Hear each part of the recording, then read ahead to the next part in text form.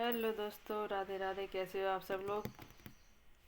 किस ने बीसेट का एग्जाम दिया था और कैसा गया आप सब लोगों का? बताइए, कमेंट में ज़रूर बताना आप लोगों के कितने क्वेश्चन बन रहे हैं बीसेट में। ठीक है, चलिए चलते हैं। नेक्स्ट क्वेश्चन अपने 100 तक हो गए थे, नेक्स्ट 101 से स्टार्ट करती हैं। तो पहला क्वेश्चन पढ़ते हैं बनने वाला। निम्नलिखित में से सर्वप्रथम किस देश के साथ व्यापार समझौता 1954 में भारत ने पंचशील के सिद्धांतों को प्रतिपादित किया था? किसके साथ किया था? यूएसएसआर, यूएसए, चीन या ब्रिटेन? तो किसके साथ किया था बताइए? किसके साथ किया था? चाइना के साथ। ठीक है, तो ऑप्शन भी हो जाएगा। अगर यदि आप लोगों को क्लास अच्छी लग रही है तो प्लीज़ चैनल को सब्सक्राइब कर लीजिए और सेशन को लाइक कर दीजिए, जिससे आपको मेरे हर क्लास का नोटिफिकेशन आप तक पहुँचता रहे। Thank you. आगे बढ़ते हैं। Next question, question number 102। चीन ने आखिरकार सिक्किम को भारत द्वारा हड़पे गए एक स्वतंत्र राष्ट्र के रूप में कब मानना बंद कर दिया था बताइए? यानी भारत का जो चीन सिक्किम जो भारत का हिस्सा है, उसे पहले अपने नक्शे में दिखाता था चीन। अब उसने कब से ये मानना बंद कर दिया है बताइए? कब से मानना बंद कर दिया है? 2004 से। ठीक है, नेक्स्ट क्वेश्चन। जब रूस ने भारत और पाकिस्तान के बीच कारगिल संघर्ष पर भारत के रुख का समर्थन किया था, तब रूस के राष्ट्रपति कौन थे बताइए? Boris Yeltsin, Mikhail Gorbachev, Brezhnev या व्लादिमीर पुतिन? कौन थे बताइए? कारगिल युद्ध के दौरान कौन थे पाकिस्तान के? तो बोरिस येल्त्सिन। 103 का हो जाएगा answer A. Question number 104। Bharat ने उपमहाद्वीप में पड़ोसियों को एक तरफा रियायत देने का निर्णय लिया। यह किस नीति का प्रसंग है? गुटनिरपेक्ष नीति का, पंचशील नीति सिद्धांत का, गुजरात सिद्धांत का, पूर्व की ओर देखो नीति का? किसका है बताइए? तो इसका आंसर क्या हो जाएगा? गुजरात डॉक्ट्रिन, गुजरात सिद्धांत। Next question, question number 105। पूरब की ओर देखो नीति की शुरुआत के समय भारत के प्रधानमंत्री कौन थे? नरसिम्हा राव, अटल बिहारी वाजपेयी, मनमोहन सिंह या नरेंद्र मोदी? पूर्व की ओर देखो कौन थे उस टाइम पे? पीएम नरसिम्हा एन राव, यानी नरसिम्हा राव। नेक्स्ट क्वेश्चन है, पहली बार किस अमेरिकी राष्ट्रपति ने भारतीय गणतंत्र दिवस के अवसर पर मुख्य अतिथि के रूप में भारत का दौरा किया था? भारत का दौरा मुख्य रूप किसने किया था? फर्स्ट टाइम वो भी के पहली बार किसने किया था बताइए? Donald Trump, Barack Obama, Bill Clinton या जॉर्ज बुश? तो किसने किया था? Barack Obama is the right answer. Next question है, मार्च सन 2022 में institute of for economics and peace ने किस वैश्विक सूचकांक में भारत को 12वां स्थान दिया? यानी किस सूचकांक में भारत का 12वां स्थान है? किसमें बताइए? मानव अधिकार में, जनसंख्या में, आर्थिक विकास में या आतंकवाद में? किसमें है? आतंकवाद में इंडिया का कौन सा स्थान है? 12वां। नेक्स्ट क्वेश्चन, क्वेश्चन नंबर 108 पढ़े। निम्नलिखित में से कौन सा एक भारतीय विदेश नीति के सिद्धांतों के अंतर्गत सम्मिलित नहीं है बताइए? कौन सा है? भारत की विदेश नीति पंचशील, गुटनिरपेक्षता, शांति शास्त्री या शक्ति संतुलन? तो कौन सा नहीं है? शक्ति संतुलन इसका नहीं है। D is the right answer. Next question है question number 109। Bharat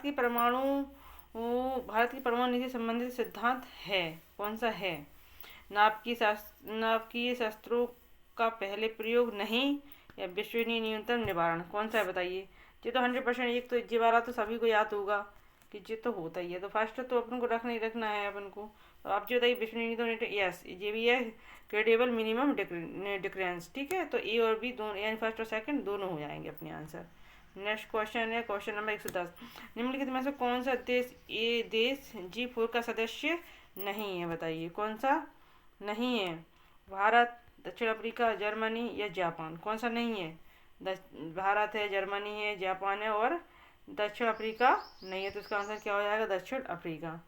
next question, question number 111।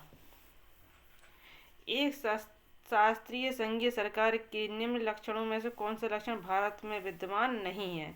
इनमें से जो लक्षण है वो भारत की संघीय सरकार में नहीं है, वो बताना है, ठीक है।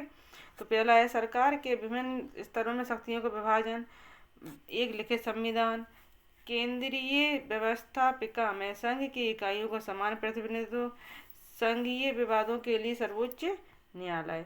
तो ये वाला क्वेश्चन बताइए कौन सा नहीं है?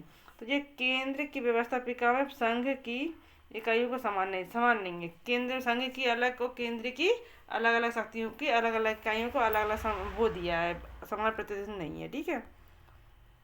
112 क्वेश्चन क्या कह रहा है? राष्ट्रपति को किनको भारत के प्रधानमंत्री के रूप में नियुक्त करते हैं? राष्ट्रपति किनको? भारत के प्रधानमंत्री हैं। भारत का जो प्रधानमंत्री बनता है वो कौन किसको निर्वाचित करते हैं? राष्ट्रपति। लोकसभा के सदस्यों के बहुमत नेता को, राज्यसभा के सदस्यों के बहुमत नेता को, या राज्यसभा लोकसभा दोनों के सदनों के बहुमत नेता को, या उपनिवेश से कोई नहीं। तो पता है प्रधानमंत्री लोकसभा का होता है, बहुमत नेता है, तो ये ऑप्शन सही हो जाएगा, ठीक है। Next question, question number 113। भारतीय संविधान सभा का चुनाव निम्नलिखित में से किस योजना की सिफारिश के अनुसार किया गया था? बताइए। क्रिप्स योजना, विविध योजना, माउंट योजना या कैबिनेट मिशन योजना? किसके द्वारा? कैबिनेट मिशन योजना के द्वारा भारतीय संविधान का गठन किया गया था। Next question, question number 114। विषम बताना है अपन को, ठीक है। राष्ट्रीय अल्पसंख्यक आयोग NCM, भारत का राष्ट्रीय मानवाधिकार आयोग NHRC, भारत के नियंत्रक एवं महालेखा परीक्षक CAG, राष्ट्रीय महिला आयोग। इनमें से ऑर्डर बताना है, यानी 4 में से 3 अलग होगी, एक अलग होगा, तो एक को बताना है। तो अल्पसंख्यक आयोग, राष्ट्रीय मानवाधिकार आयोग, भारत के नियंत्रक एवं महालेखा परीक्षक, जी। तो इसका सब ऑर्डर क्या बन रहा है? CAG यानी कैग, ठीक है।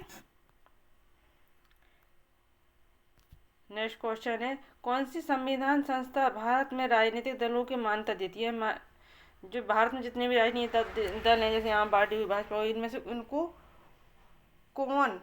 इनको वो देता है, राजनीतिक दलों की मान्यता कौन देता है? भारत का सर्वोच्च न्यायालय, भारतीय चुनाव आयोग, लोकसभा या राज्य में विधि मंत्रालय? तो कौन देता है? भारतीय चुनाव आयोग। Next question, question number 116। Column बनाना है, अनुच्छेद दिए हैं 243A, 243B, 243C, 243D। एक अगर इनमें याद हो जाता है तो एक ही अगर मिल जाता है तो बन जाता है। तो सबसे पहले D4 आरक्षण दिया है हमेशा। डी का किसमें दिया है? आरक्षण, डी का। तो डी का पहला कहाँ है? डी का पहला यहाँ बन रहा है, डी का पहला यहाँ बन रहा है, तो जी वाला काट दो, डी वाला और बी वाला काट दो, 2 ऑप्शन बच रहे हैं। अनुच्छेद 243C में संरचना दी जाती है, क्या देती है? संरचना। तो सी का दूसरा कहाँ बन रहा है? सी का दूसरा इसमें बन रहा है, तो पहले का आंसर सही हो जाएगा। डी और ए होता है ग्राम पंचायतों के बारे में दिया जाता है, और बी में उसका गठन दिया जाता है। गठन से याद कर, गठन यानी क्या होता है? किसी चीज़ का बनना यानी B4 बनना, इससे याद किया है, ठीक हो जाएगी ट्रिक से। सी संरचना याद कर लो, संरचना पंचायतों की संरचना दी गई है इसमें, ठीक है। तो ऑप्शन नंबर बी हो जाएगा इसका। Question number 117। विदेशों से ऋण लेने के संदर्भ में भारतीय राज्य, यानी विदेशों से जो ऋण लेने के संबंध में भारतीय राज्य की क्या स्थिति होनी चाहिए, क्या कर सकते हैं, वो इसमें 4 ऑप्शन दिए हैं, उनमें से एक ऑप्शन अपन को चूज करना है।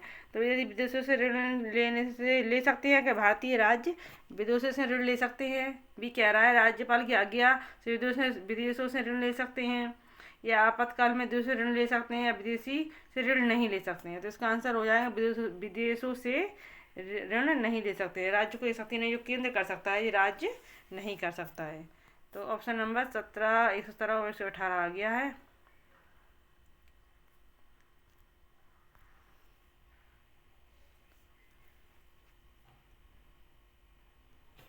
निम्नलिखित में से कौन सा कथन राज्यपाल के संदर्भ में सही नहीं है? राज्यपाल भारत के राष्ट्रपति के प्रति उत्तरदायी होता है। राज्यपाल राष्ट्रपति के द्वारा उनके पद से ही हटाया जा सकता है। राज्यपाल को राष्ट्रपति के द्वारा मनोनीत किया जाता है। राज्यपाल राज्य की विधानसभा के प्रति क्या है, दिखाई दे रहा, उत्तरदायी होता है। बताइए क्या नहीं है, पूछा है क्या है क्वेश्चन में, नहीं टिक कर लेना पहले, क्या है नहीं, तो क्या है बताइए। जी सही है, नहीं पूछा है। राज्यपाल भारत के राष्ट्रपति के प्रति उत्तरदायी होता है, राइट है। राज्यपाल को राष्ट्रपति के प्रति उनके पद पर से हटाया जा सकता है, ये भी राइट है। राज्यपाल को राष्ट्रपति के द्वारा मनोनीत किया जा सकता है, ये भी राइट है। मनोनीत तो नहीं हो सकता है, पहले इसमें जी वाला गलत लिखे, इसका आंसर है डी।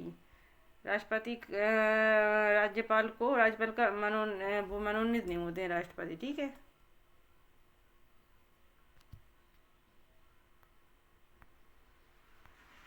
क्वेश्चन नंबर 119,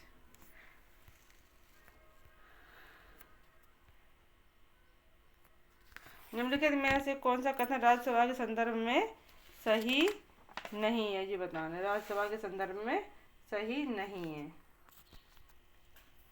इसके सदस्य राज्यों को विधानसभा के निर्वाचित सदस्य द्वारा चुने जाते हैं। यह संसद का स्थायी सदन है, राज्यसभा के बारे में पूछ रहा है ना। और यह लोकसभा के समान ही शक्तियों का स्थिति बनाए रखता है। भारत के उपराष्ट्रपति राज्यसभा के अध्यक्ष के रूप में कार्य करते हैं, तो इसका आंसर सी है, नहीं है, सी वाला नहीं है, ठीक है, लोकसभा के समान नहीं। नेक्स्ट क्वेश्चन 120, संविधान का कौन सा अनुच्छेद यह प्रावधान करता है कि भारत का सर्वोच्च न्यायालय से, जो राष्ट्रपति है भारतीय सर्वोच्च न्यायालय से सलाह लेता है। कौन से आर्टिकल में है? 143 में। किस में है जी? 143 में। नेक्स्ट क्वेश्चन, क्वेश्चन नंबर 121, जी थोड़ा वो है कोटेशन टाइप का, तो पूरा नहीं आया, तो पहले क्वेश्चन पढ़ लीजिए। स्वाधीनता के पश्चात भारतीय अर्थव्यवस्था के विकास हेतु नियोजित अर्थव्यवस्था को अपनाया गया। इसके प्रमुख उद्देश्य क्या थे? उत्पादन को अधिकतम बढ़ावा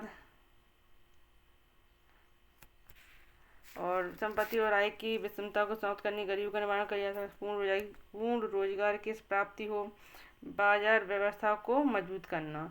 तो ये तो नहीं है स्वाधीनता की अर्थव्यवस्था, बाजार को मजबूत करना, तो इसको डी हटाना है। इसमें से अपन को क्या हटाना है, तो डी देखते हैं आगे क्या है, ऑप्शन देखते हैं। चौथा हटा देंगे तो ऑप्शन नंबर 3 बनेगा, C. Okay, C is the right answer. Next question, question number 122, भारत की प्रथम मानव विकास रिपोर्ट सन 23 अप्रैल सन 2002 को नई दिल्ली में प्रधानमंत्री के द्वारा जारी की गई थी। उस समय भारत के प्रधानमंत्री, यानी सन 2002 में भारत के प्रधानमंत्री कौन थे, जी बताना है अपन को, ठीक है। बताइए। पीवी नरसिम्हा। पीवी नरसिम्हा कहाँ आए थे जब एलपीजी वो आया था, प्राइवेट ले उदारीकरण आया था, तो कब था? 1991 में था। मनमोहन सिंह तो अभी जस्ट 14 में कौन आए थे? मोदी जी से पहले थे मोदी जी, मनमोहन सिंह जी, ठीक है। अटल बिहारी वाजपेयी कब थे बताइए? यस, जो सन 2001 में जब अटल बिहारी वाजपेयी ने बस डिप्लोमेसी की थी पाकिस्तान के साथ, उस टाइम के थे ना, तो ये इसका आंसर हो जाएगा सी। क्वेश्चन नंबर 123 पढ़ें, आओ।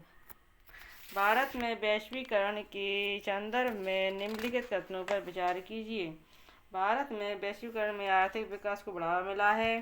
भारत के मध्य वर्गीय उपभोक्ता विदेशी निवेशों के लिए आकर्षण का केंद्र बन गए हैं। भारत में उच्च तकनीकी का निर्यात बढ़ाया था। 1, 2, 3 ऑप्शन में से कौन सा सही है, जी बताना है। सही पूछा है,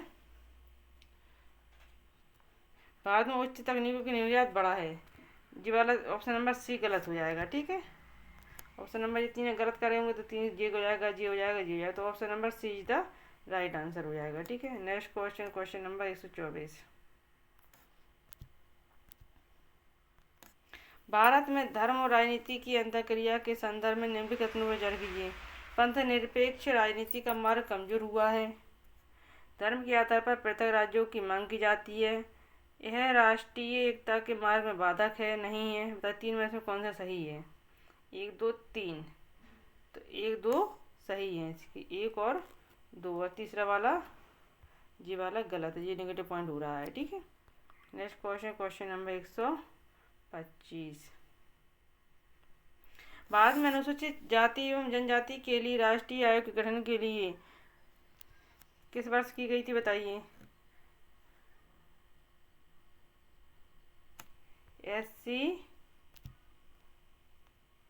एससी और एसटी कब की गई थी? 1990 में। कब की गई थी? आयोग ने यही आंसर माना, किसी किसी ने 1992 लगाया था, लेकिन इसका ट्राइबल कमेंटमेंट में कब अनाउंस किया था इसको, घोषणा कब की गई थी आयोग की? एसटी दोनों की, तो इसको 90 में किया गया था। ठीक है,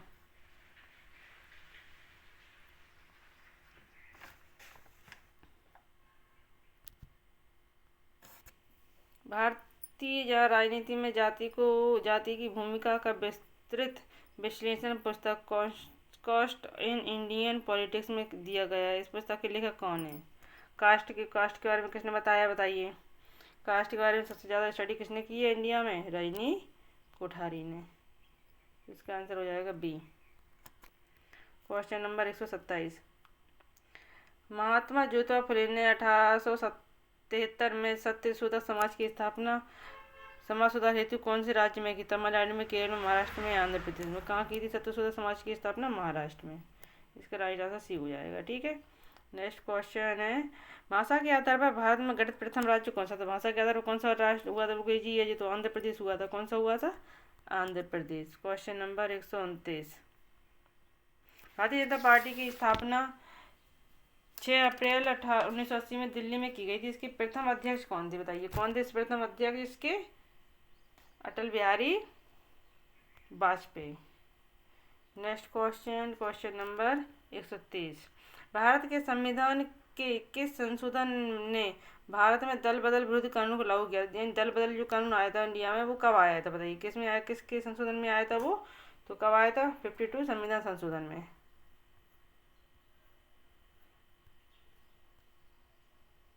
जब तक लोक प्रशासन का अध्ययन तुलनात्मक नहीं बनाया जाता, तब तक इसके विज्ञान होने का दावा खोखला ही बना रहेगा। यह कथन किसका है? एडमिस्टीन, डॉयड बोल्डो, रॉबर्ट आडाहेल और टी.एन. चतुर्वेदी। किसका है जी कथन, बताइए।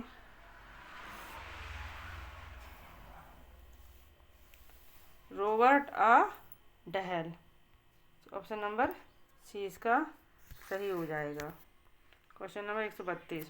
पॉल एचलबी के अनुसार लोक प्रशासन निजी प्रशासन से 3 आधारों पर भिन्न है। निम्नांकित में से कौन सा एक उनकी योजना या प्रस्ताव में सम्मिलित नहीं है? राजनीति, चरित्र, उद्देश्य, प्रभाव और विचार की व्यापकता, या लोक जवाबदेहिता, या लेखांकन, या लेखा परीक्षण। कौन सा नहीं है इसमें? लेखांकन या लेखा परीक्षण। Option number D. 133 क्वेश्चन, पारिस्थितिक उपागम के संबंध में सही कथन का चयन करने। पारिस्थितिक उपागम या इकोलॉजिकल अप्रोच, तो इसके संबंध में सही कथन बताना है। इसके प्रेरणा फ्रेडरिक्स हैं, बताइए। सही है जी। अब एक सही है तो एक तो जहाँ सही एक है वहाँ तो जी होगा जी, 2 जी वाला नहीं होगा, जी वाला नहीं होगा, 1 या 3। अब एक तो इसमें सही है, इसमें सही है, तो तीसरा और पहला पढ़ लीजिए, चौथा पढ़ने की जरूरत ही नहीं है, पाँचवा पढ़ने की जरूरत ही नहीं है। तो तीसरा पढ़े। तीसरा क्या, यह अध्ययन अंतर अनुशासनिक विधि है। दूसरा क्या करे है, बेबरियन प्रतिमान के निकट है, नहीं है, बेबरियन का नहीं है, तो जी इसका आंसर हो जाएगा option number A. Question number 33 का आंसर हो जाएगा ऑप्शन नंबर ए, यानी पहला और तीसरा ऑप्शन सही है और बाकी की गलत है। नेक्स्ट क्वेश्चन,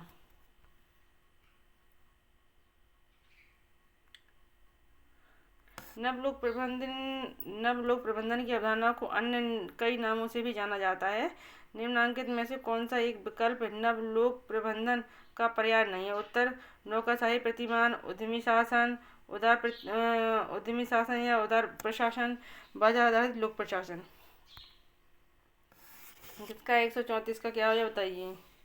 तो इसका आंसर हो जाएगा उदार प्रशासन। Option number C. Next question 135। कूट है इसमें, कूट।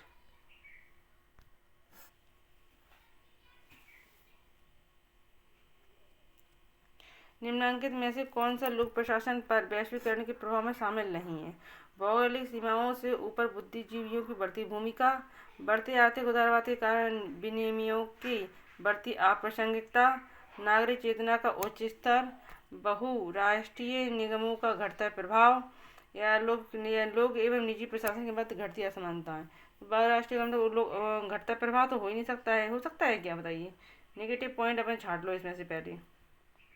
नहीं है, नहीं पूछा है तो नहीं वाले चाहिए, तो जो घटता है तो नहीं में आएगा, तो जहाँ चौथा हो उसको रख लो और सब कट कर दो, ये कट करो ये कट करो, इसमें से होगा। नेगेटिव वाली बात रखनी है अपन को। बढ़ती आर्थिक उदारता के कारण विनिमय की बढ़ती अप्रासंगिकता, तो दूसरा और चौथा सही हो जाएगा, यानी सी नंबर सही हो जाएगा इसका। Question number 136। संगठन में उत्पन्न संघर्षों को रचनात्मक बनाने या समाधान करने के लिए मैरी पार्कर फोलिट ने 3 विधियों बताई हैं। निम्नलिखित में से कौन सी विधि उसके द्वारा बताई नहीं गई है? बताइए।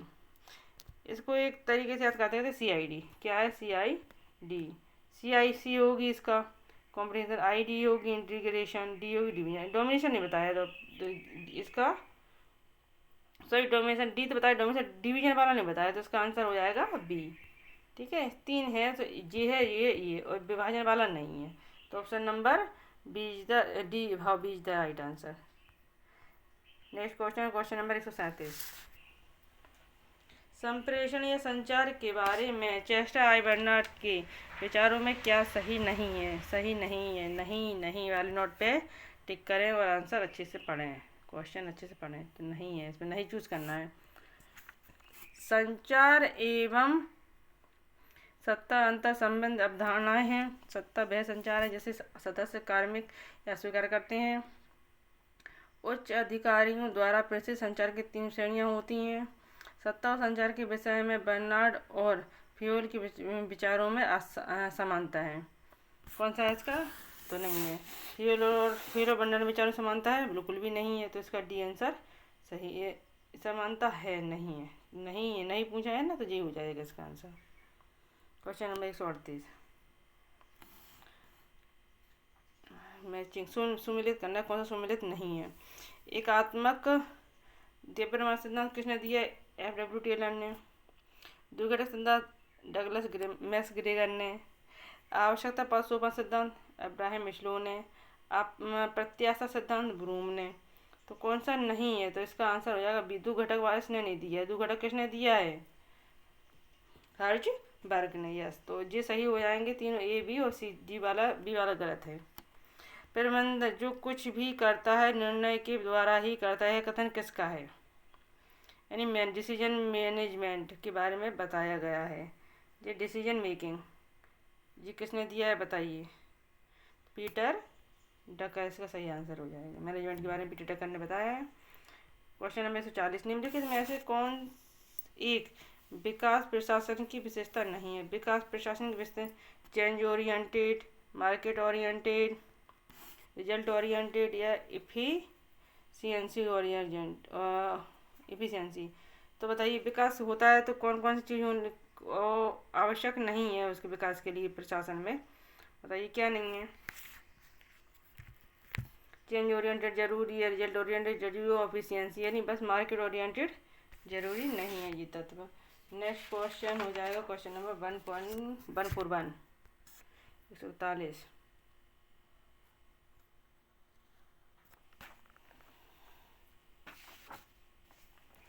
निम्नलिखित में से कौन सा सुशासन का एक एजेंडा बिंदु नहीं है? प्रभावी और कुशल प्रशासन,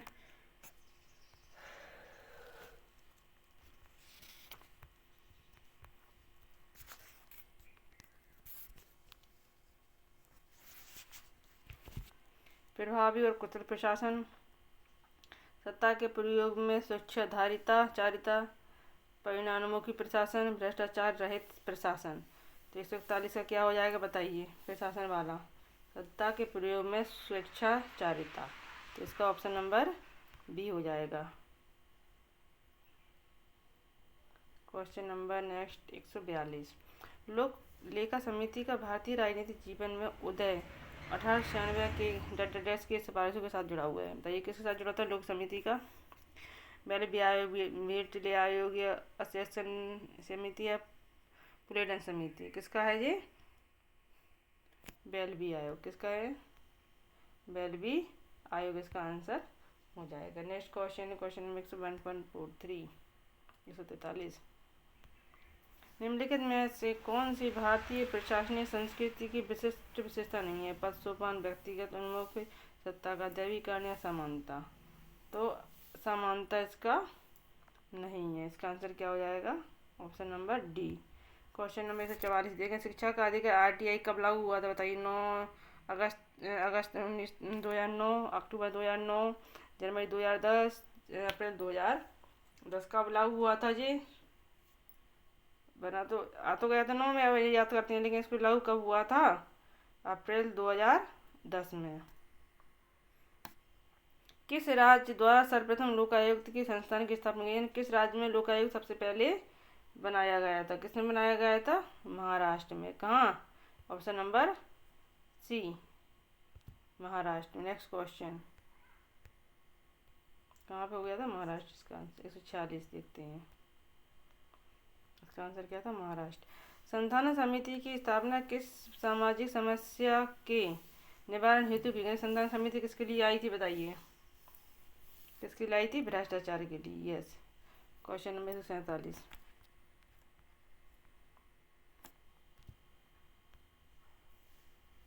ई गवर्नेंस में 4 प्रकार की परस्पर क्रियाएं होती हैं, निम्न में से कौन सी परस्पर क्रिया नहीं है?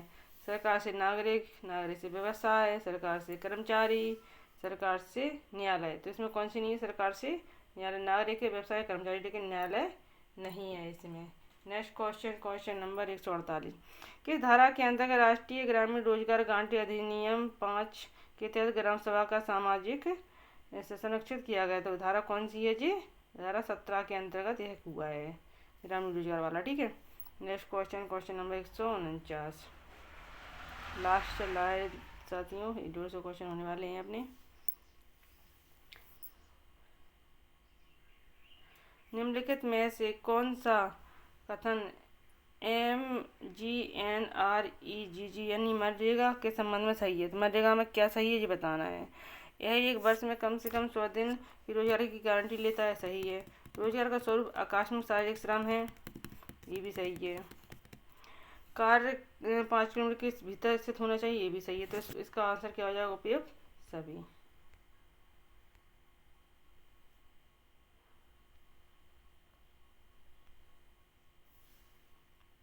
निम्नलिखित में से कौन सा सर्वोत्तम मॉडल है का अवयव? बताइए। सर्वोत्तम मॉडल का अवयव कौन सा है? नागरिक चार्टर, लोक शिकायत निवारण, सेवा डिलीवरी क्षमता या उपयुक्त सभी। बताइए कौन सा है? तो इसमें चारों है, ये तीनों है। नागरिक चार्टर, लोक शिकायत निवारण, सेवा डिलीवरी क्षमता और उपयुक्त सभी। तो इसका आंसर डी है। 150 का आंसर डी।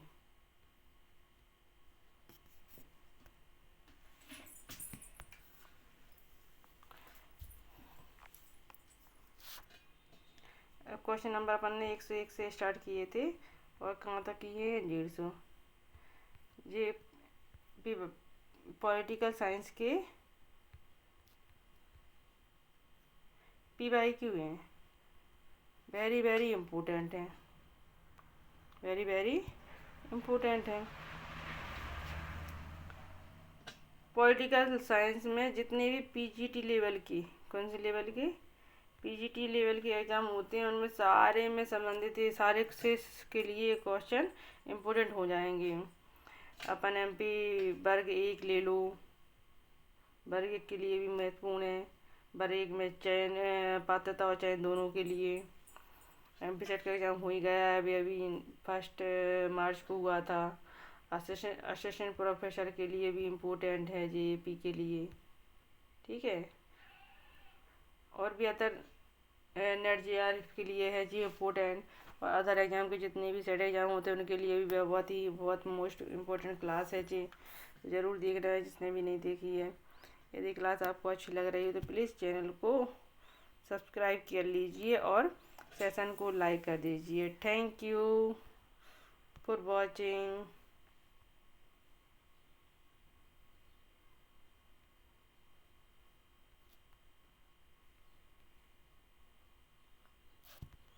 सपोर्ट दिखाते रहिए, आपका सपोर्ट ही मेरा मोटिवेशन है।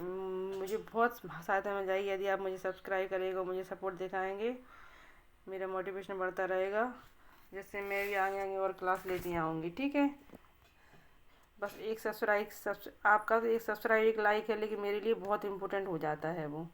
ठीक है, चलिए चलते हैं दोस्तों, मिलते हैं नेक्स्ट क्लास में।